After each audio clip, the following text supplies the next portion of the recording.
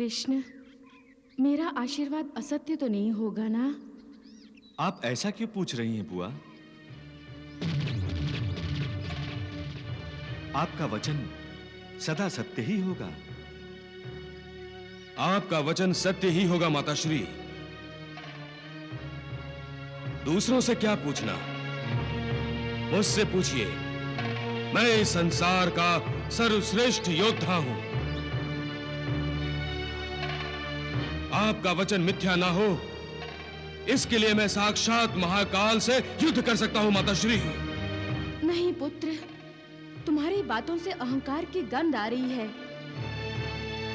कृष्ण और बलराम कोई दूसरे नहीं हैं, हमारे अपने हैं, तुम्हारे ममेरे भाई हैं। जाने दीजिए बुआ, मुझे तो ऐसा लगता है कि शिशुपाल की शिक्षा अभी पूर्ण नहीं हुई है, तभी तो ये अपने बड़े भाइयों को प्रणाम करना भी भूल गया है। पुत्र शिशुपाल, वासुदेव, कृष्ण और बलराम को प्रणाम करो। माताश्री, आपने हमें क्यों बुलाया है? बताइए बुआ, आपने शिशुपाल और हम दोनों को क्यों बुलाया है? पुत्र, मैं अपनी पुत्र वधू को देखना चाहती थी और तुम दोनों को कृष्ण और बलराम के आशीर्वाद प्राप्त हो, इसीलिए इन्हें भी बुला लिया है।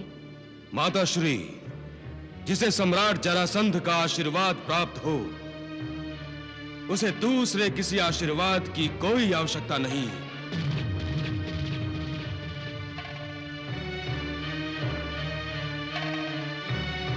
बुआ, शिशुपाल सत्य कह रहा है। चेदिराज शिशुपाल कहो द्वारकाधीश। हाँ, चेदिराज शिशुपाल। पुत्र, ऐसी बातें न करो जिससे अपने पराये हो जाएं। पिताश्री कहाँ हैं?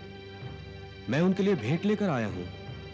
वो नदी किनारे ध्यान लगाए बैठे हैं। अच्छा, चेदिराज शिशुपाल, यदि आपके पास समय हो तो मैं आपसे कुछ बात करना चाहता हूं। अपने छोटे भाई को समझाओ कृष्ण। तुम जैसे शूरवीर और बलवान को अहंकार शोभा नहीं देता शिशुपाल। विधाता ने जो शक्ति तुम्हें दी है उसका दुरुपयोग मत करो, सदुपयोग करो। दुरुपयोग से मेरा अभिप्राय है कौशल राजकुमारी का स्वयंवर से हरण। यह क्यों नहीं कहते कि तुम मेरी शक्ति से भयभीत हो? सत्य कहा तुमने। मैं भयभीत हूं क्योंकि तुमने शक्ति का विपरीत उपयोग किया है, और मैं भयभीत इसलिए भी हूं कि कहीं इस प्रयोग से हम दोनों आमने सामने खड़े ना हो जाएं। और यदि ऐसा हो जाए तो? ठीक नहीं होगा। किसी की इच्छा के विरुद्ध अपने बल प्रयोग से उसे झुका देना, उसके हृदय में आतंक बिठा देना ठीक नहीं है।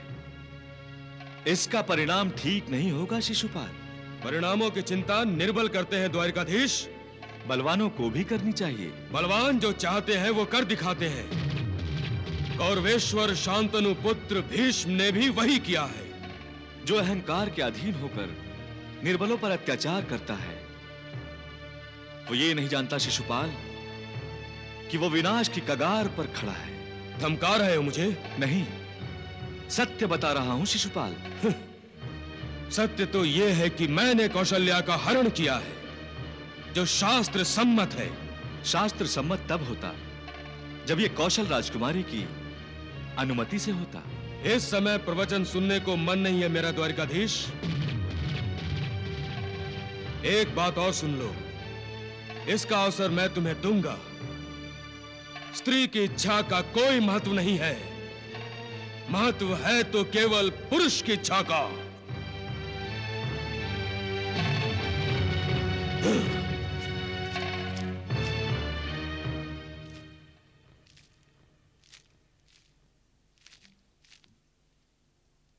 कुछ समझ में आया उसे? अरे, ये क्या कर रही हो? मैं अपने सुहाग की भीख मांग रही हूँ।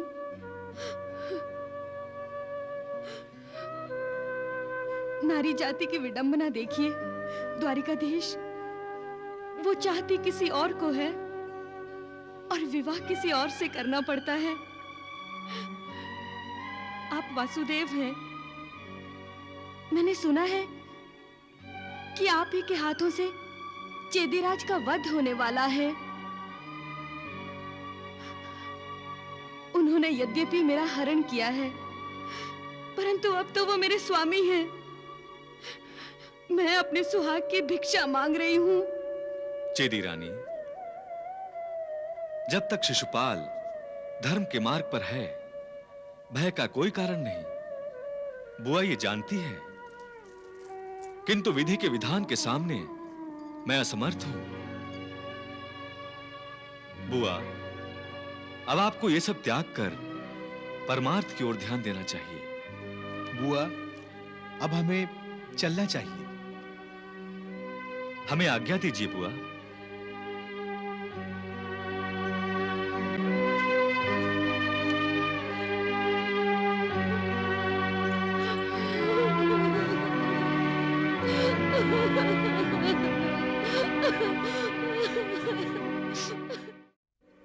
प्रभु, इतना अहंकार! शिशुपाल ने आपके अवतार श्री कृष्ण को प्रणाम तक नहीं किया। अविवेकी है जो आपसे अकारण ही घृणा करता है। अविवेकी नहीं देवी, अज्ञानी है। अहंकार अज्ञान से उत्पन्न होता है और व्यक्ति को अज्ञान से बाहर निकलने ही नहीं देता। तो अविवेकी कौन होता है प्रभु? जिसका विवेक जागृत ही ना हो। और विवेक? जो ज्ञान को क्रियावान बनाता है। देवी, विवेक हमारे मस्तिष्क के मानसरोवर का हंस है, जो जल को छोड़कर दुग्ध को ही ग्रहण करता है। असत और असत्य को छोड़कर सत और सत्य को ग्रहण करता है। विवेक धर्म का वो हाथ है जिससे पुण्य कर्म किए जाते हैं। देवी, शिशुपाल जरासंध के अहंकार के खूंटे से बंधी हुई गाय है, जो उतनी ही दूर घूम फिर सकती है जितनी दूर रस्सी जाती है, और रस्सी भी जरासंध के स्वार्थ से बनी हुई। तो श्रुति देवा और दमघोष का अपने पुत्र शिशुपाल को शिक्षा प्राप्ति के लिए जरासंध के पास भेजना क्या उनका अविवेक था? आप क्या समझती हैं देवी? प्रभु, मेरे विचार में तो दमघोष और श्रुति देवा ने अपना भविष्य सुरक्षित रखने के लिए उसे सम्राट जरासंध के पास भेजा था।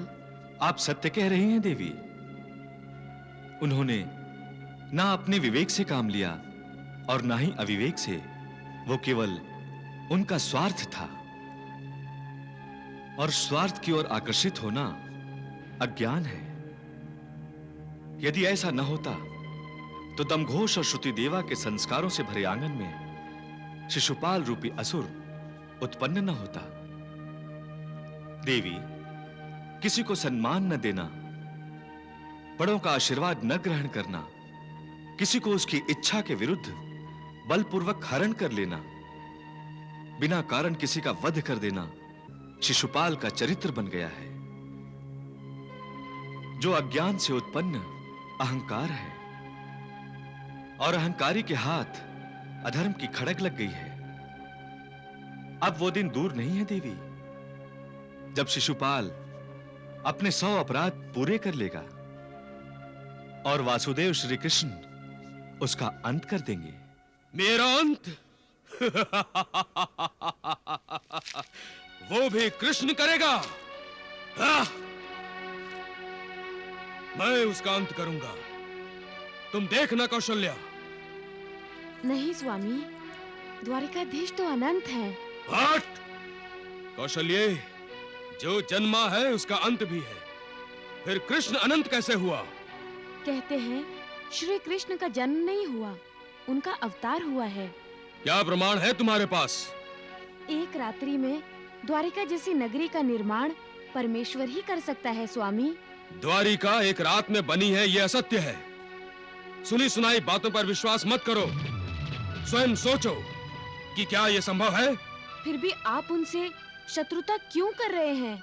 इसलिए कि मैं विदर्भ राजकुमारी रुक्मिणी से विवाह करना चाहता हूं, परंतु वो कृष्ण से विवाह करना चाहती है। क्या कृष्ण से मेरी शत्रुता का यह कारण कम नहीं? मैं उसे जीवित नहीं छोड़ूंगा, और उस भद्र नगरी के राजकुमार को भी जिससे कि तुम विवाह करना चाहती थी, मैं भद्र नगरी पर आक्रमण करूंगा। और जिस दिन आक्रमण होगा, उस दिन भद्र के राजकुमार का अंतिम दिन होगा।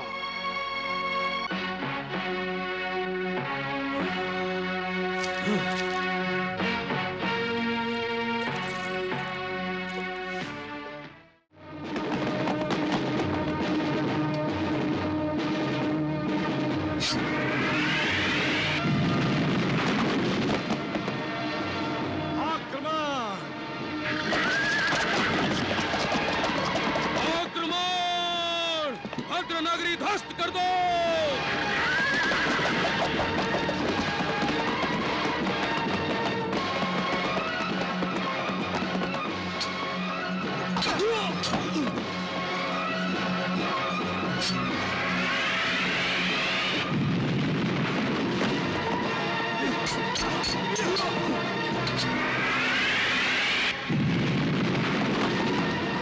रुक जाओ जदिराज।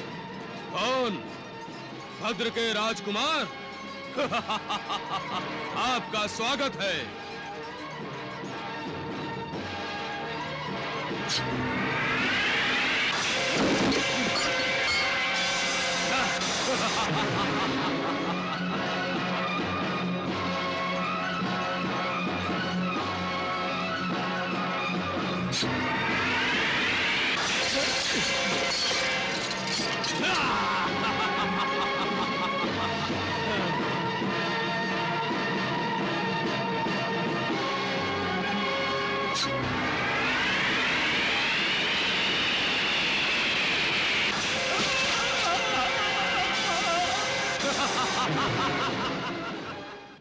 प्रतिशोध रुक्मी, प्रतिशोध।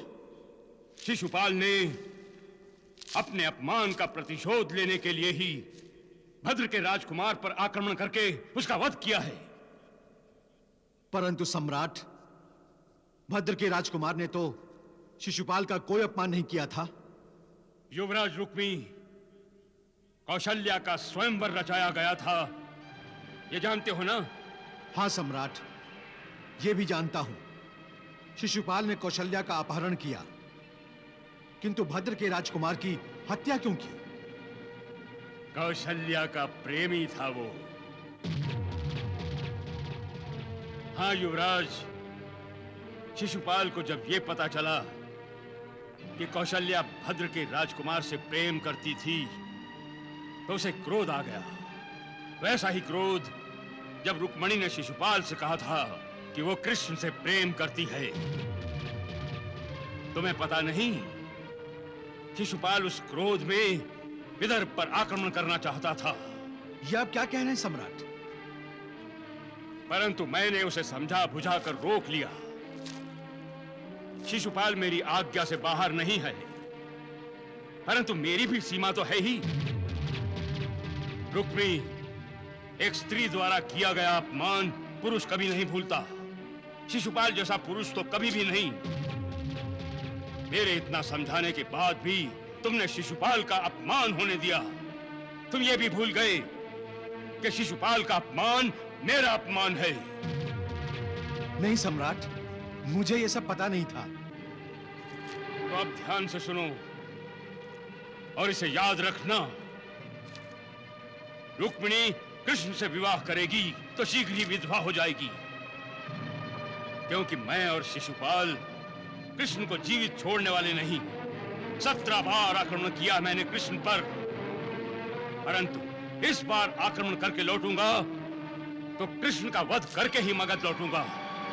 आप क्रोधित मत होइए सम्राट। मैं आपको वचन देता हूं, रुक्मिणी का विवाह शिशुपाल से ही होगा। क्या रुक्मिणी ये वचन निभाएगी? अवश्य सम्राट, अवश्य। तो ठीक है, मैं शिशुपाल को लेकर महाराज भीष्मक से शिशुपाल रुक्मणी विवाह निश्चित करने शीघ्र ही आ रहा हूं। अहो भाग्य सम्राट, अहो भाग्य। प्रणाम।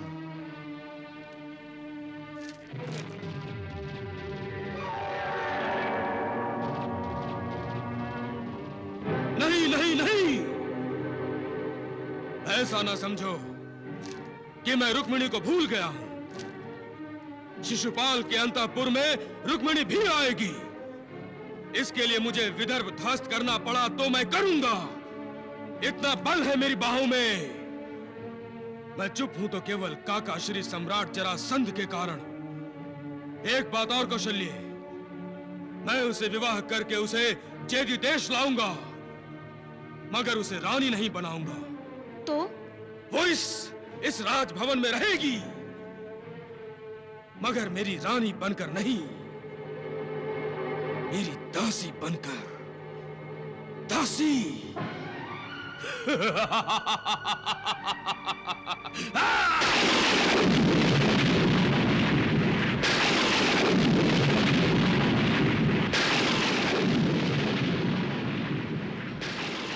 भाभी, लगता है तूफान आने वाला है। आने वाला नहीं, आ रहा है, और उस तूफान का नाम है सम्राट जरासंध। शिशुपाल के अपमान को सम्राट जरासंध ने अपना अपमान समझा है। पिताश्री, अब अगर बचा सकते हैं तो बचा लीजिए अपने विदर्भ को, वरना जहां अब तक आपने राज किया है वहीं सेवक बनकर रहना होगा। भैया, आप पिताश्री का अपमान कर रहे हैं। अपमान नहीं कर रहा हूं, आप सबको सत्य के दर्शन करा रहा हूं। जब सम्राट जरासंध और शिशुपाल विदर्भ पर आक्रमण करेंगे और विदर्भ को जीत लेंगे, तो किसी का सम्मान नहीं रहेगा, किसी का नहीं। अब आपको निर्णय लेना है पिताश्री, क्या आप ससुर बनकर जहां माता शिशुपाल का स्वागत करेंगे, या पराजित होकर उनकी शरण में जाते हैं। अब जो भी निर्णय ले पिताश्री, इतना तो निश्चित है कि रुक्मिणी का विवाह शिशुपाल से ही होगा, शिशुपाल से ही।